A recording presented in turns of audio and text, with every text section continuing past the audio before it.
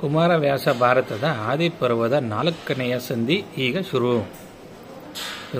3 ಸಂಧಿಗಳನ್ನು ಮುಗಿಸಿದ್ದೇವೆ. ಈಗ 4ನೆಯ ಸಂಧಿ.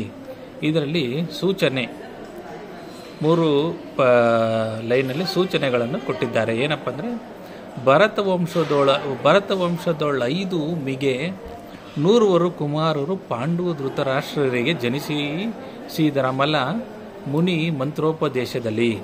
ಅಂದರೆ ಭಾರತ ವಂಶದಲ್ಲಿ ಪಾಂಡವರಿಗೆ 5 ಮಕ್ಕಳು, ಧೃತರಾಷ್ಟ್ರನಿಗೆ 100 ಜನ ಮಕ್ಕಳು ಮಂತ್ರೋಪದೇಶದಿಂದ ಜನಿಸಿದರು ಎಂದು 1ನೆಯ ಕವನ 1 ಹಾಗೂ 2ನೆಯ ಕವನ. ಮೊದಲನೇದು 1ನೆಯ ಕವನ.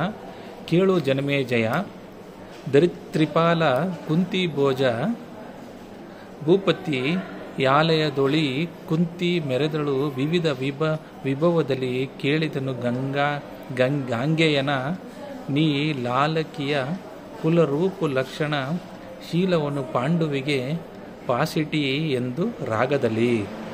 ಅಂದರೆ ಜನಮೇಜಯನೇ ಕೇಳು, ಕುಂತಿ ಭೋಜರಾಜನ ಅರಮನೆಯಲ್ಲಿ ಕುಂತಿಯು ವೈಭವದಿಂದ ಮೆರೆಯುತ್ತಿದ್ದಳು.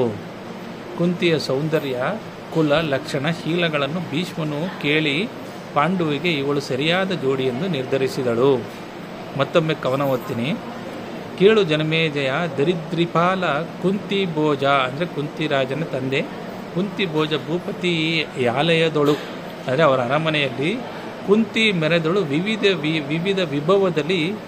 ವಿವಿಧ ವಿಭವದಲ್ಲಿ ಸೌಂದರ್ಯದಿಂದ ಕುಲಲಕ್ಷಣಗಳಿಂದ ಬೆಳೆಯುತ್ತಿದ್ದಳು.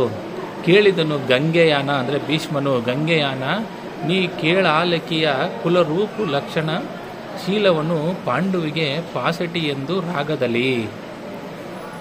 2ನೆಯ ಕವನ.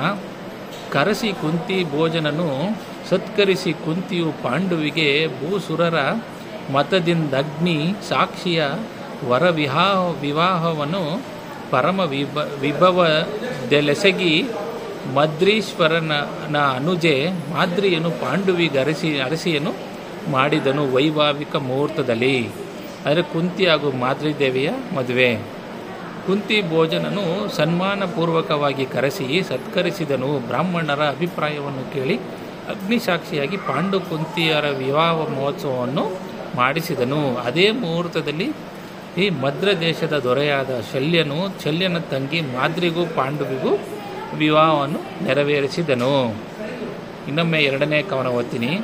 ಕರೆಸಿ ಕುಂತಿ ಭೋಜನನು ಸತ್ಕರಿಸಿ ಕುಂತಿಯ ಪಾಂಡುವಿಗೆ ಭೂಸುರರ ಮತದಿಂದಗ್ನಿ ಸಾಕ್ಷಿಯ ವಿವಾಹವನ್ನು ಪರಮ ವಿಭವದಲೆಸಗಿ ಮದ್ರೀಶ್ವರನ ಅನುಜೆ ಮಾದ್ರಿಯನ್ನು ಪಾಂಡುವಿಗೆ ಗರಸಿಯನ್ನು ಮಾಡಿದನು